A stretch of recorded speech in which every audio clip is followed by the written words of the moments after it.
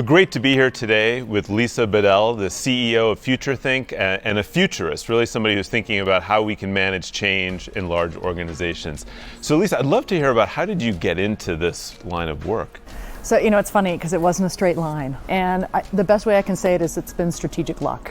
I was talking about creativity and my business in it, and I met this guy, and he said, let's go for coffee. And I said, well, what do you do? And he said, I'm their lead futurist. And I said, cool. That's a thing? It's a cool title. That's a cool title, right. I'm like, I want that title. And that's when I trained to be a futurist and swiveled my company to be more about how do you teach about the future, not just creativity. And one of the things that was striking in hearing you talk was how you need to get a mindset to shift. You really need to open up people to new ideas. Mindset's so important, right? And how I try to think about it is how do we get people to be comfortable with change? How do you question the way that we work? Because that gets people more comfortable with the unknown. And one of the most striking things was how little we actually spend thinking about the future.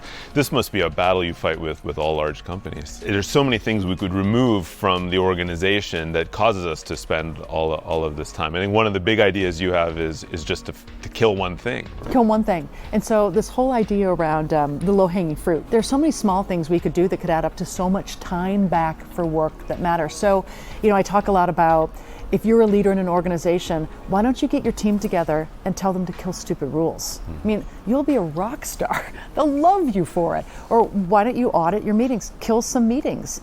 And if people have fear, then don't kill it, pilot getting rid of it. And if no one misses it, then that's fine. So why do you think that people love to hang on to these things that we don't really need in companies? So much of it I think is that habit and mindset of how things used to work. I mean, I really think if we could carve out more time for people and spending time on things that are valuable, that would help them make that shift. One of the things I was wondering, when I thought about what this change would look like, is so many people actually think activity relates to impact. So filling your day up with answering emails and being in meetings is contributing to the impact of the company. I always say to people, what do you spend your day doing? And the answer is always meetings and emails. And you don't hire people for meetings and emails, you hire them for something bigger, right? Because all we spend our time internal, not external. And what we're trying to do, especially as leaders, is get focused outside, not inside. Any simple tips on how people can free up more time?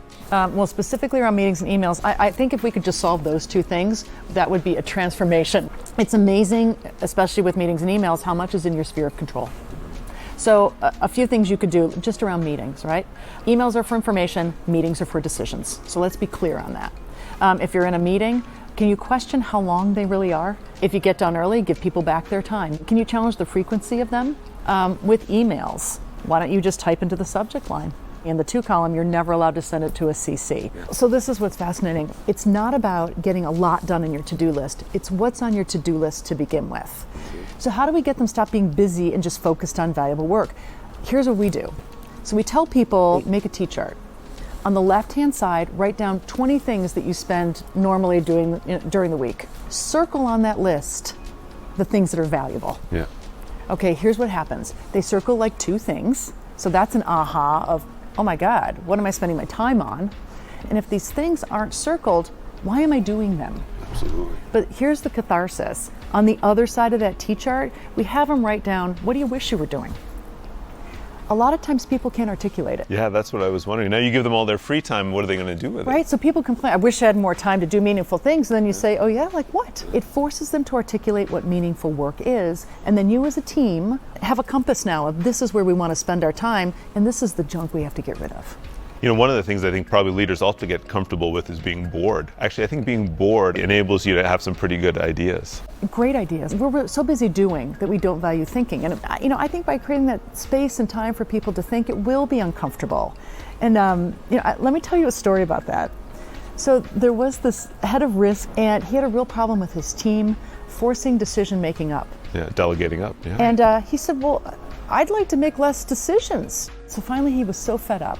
He went into his weekly status meeting and he said, first of all, we're turning these into monthly meetings. And he said, next month, I want you to tell me the 2 decisions you made without me. Now, of course, their first reaction was, well, what kind of decisions? Are you sure? So he said, I'll let you figure that out.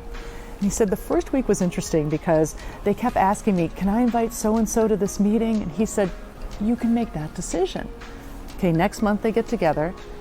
10 people, 2 ideas each, that's 20 less decisions he had to make. The next month he made it 3. And I said, how did you know when it worked?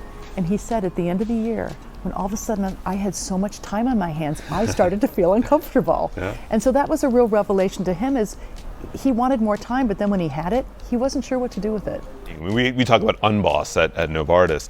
The journey we're on is, as we push down decision making and eliminate all of these approvals, people are first surprised they have accountability and not sure what to do. Right. Whenever anyone asks me to approve something, the first thing I ask myself is, why do I need to approve this? Now that's great. And after a year, the number of things that I need to approve has gone down exponentially, because actually it turned out I didn't need to approve most of these things. But you gave him permission, and I think that's brilliant, because then you're one, you're unbossing, but 2, you're also getting unbusy. Unbusy. I think the other reason it's hard is that there's a neurochemistry, I think, with writing the word approved or clicking on things that like gives you a little bit of a dopamine rush. You start to feel like that's your job, and you can easily fall into this trap, and then it's hard to let go. It's hard to realize that's actually not the job. The job is to create ideas, value, trying to see connections that you wouldn't otherwise see. So I think that shift is going to be something to really watch for, that when people unboss and they unbusy, now they have the space to do that meaningful stuff. Do they know what it is? And are they ready to get started? Hopefully they get curious. Along with Unboss, we want curiosity. We want people to start exploring new ideas, and that's going to be the opportunity. So we'll see if this kind of sparks a whole, hopefully, movement around curiosity. Well, you brought up something interesting, which is curiosity, and one of the things that we like to talk about, asking better questions. And so a few things I always encourage leaders to do is, how can you get more provocative with your questions to unlock better thinking? It's one of the most, I think, powerful practices that leaders need to hone, is the ability to ask great questions. So great to have you here, Lisa. It was a lot of fun, and we look forward to more interactions in the future. I do too. Thanks, Buzz.